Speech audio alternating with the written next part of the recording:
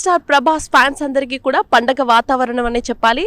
So Prabhas fans అందరూ కూడా ఎంతో ఉత్కంఠభరితంగా ఎదురు చూస్తున్నటువంటి కల్కి మూవీ రిలీజ్ అయింది. మరి యూఎస్లో మన ఇండియా కన్నా ముందుగా రిలీజ్ అవుతుంది కాబట్టి అసలు ఈ మూవీ ఎలా ఉంది, మూవీ విశేషాలు, పబ్లిక్ ఏమనుకుంటున్నారు, ఫ్యాన్స్ ఏ విధంగా రెస్పాండ్ అవుతారు అనే విషయాలన్నీ చూపిస్తాను, పదండి.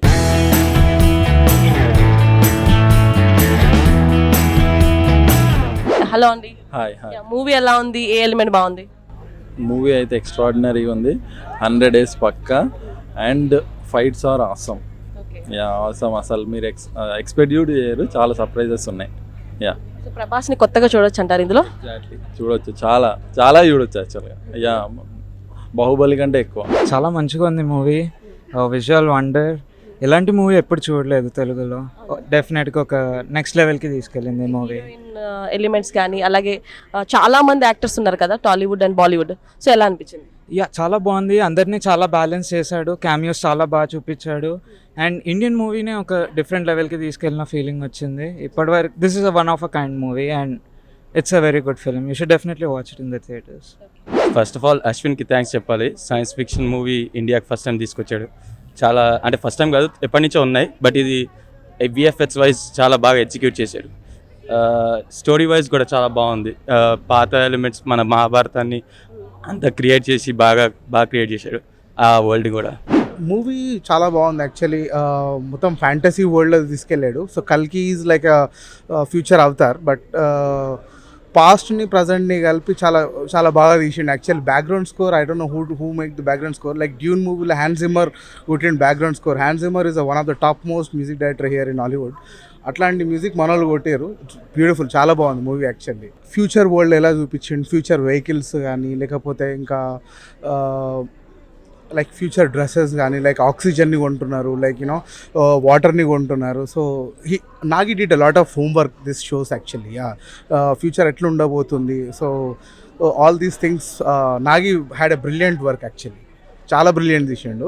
ఓన్లీ ఫ్యూ థింగ్స్ లైక్ అక్కడక్కడ బ్యాక్గ్రౌండ్ స్కోర్ అంత బాగా కొట్టినకపోయినా అని మేజర్గా అయితే బాగా తీసిండు యాక్చువల్లీ. మూవీ ఎలా ఉంది? నాకైతే చాలా బాగా నచ్చింది. అబ్బా అసలు ఏ మూవీ, నాకు మహాభారతం అంటే చాలా ఇష్టము. పర్సనలీ నేను చాలా కనెక్ట్ అయ్యాను మూవీకి. ఏ మూవీకి అరవనంత విధంగా చాలా గట్టిగా అరిచాను. For me it was very very very good. అంటే డివోషనల్ తీసుకొచ్చారు. సో ఇది డివోషనల్ ప్లస్ అండ్ ఇప్పుడున్న జనరేషన్ కూడా కనెక్ట్ అయ్యేటట్టు, ఇప్పుడు పాస్ట్ ఫ్యూచర్ అన్ని జనరేషన్కి కనెక్ట్ అయ్యేటట్టు తీశాడు. చాలా బాగా తీశాడు. I like it so much because I'm actually a Prabhas fan, and the climax is so hype that everybody almost screamed and I lost my voice while I'm screaming. It was really good. I think the world building was really smart. I think the second half, the climax was really good. I think lots of like the influence from Indian mythology and references to like Western culture and Eastern culture, I think was really impressive. I think the CGI was really well done, and the way that the climax happened and Prabhas and all of that was really impressive. Thank you. Interview ఎలా అనిపించింది? I thought the build-up was a little bit slow, but once after the interval, it started getting fast. I think it should have had a little bit more action in the beginning, but I think it was a good movie. 8 out of 10. రేపటి కోసం ఈ word ఖచ్చితంగా గుర్తుపెట్టుకోండి. Prabhas fans అనే కాదు, ప్రతి ఒక్కరికి కూడా ఈ మూవీ నిజంగా స్టాండింగ్ పొజిషన్ అనే చెప్పాలి. ఎందుకు అంటే నో స్పాయిలర్స్ ఇందులో. ఎందుకు అంటే ఈ కంప్లీట్గా ఇప్పుడున్న తరాలకి ఎవరైతే ఈ జనరేషన్ ఉందో ఈ జనరేషన్ కూడా అర్థమయ్యే విధంగా మనకి గతంలో మనకి ఏదైతే మహాభారతం ఉందో దానికి ఎలా కళ్ళకు కట్టినట్టుగా చూపించారు.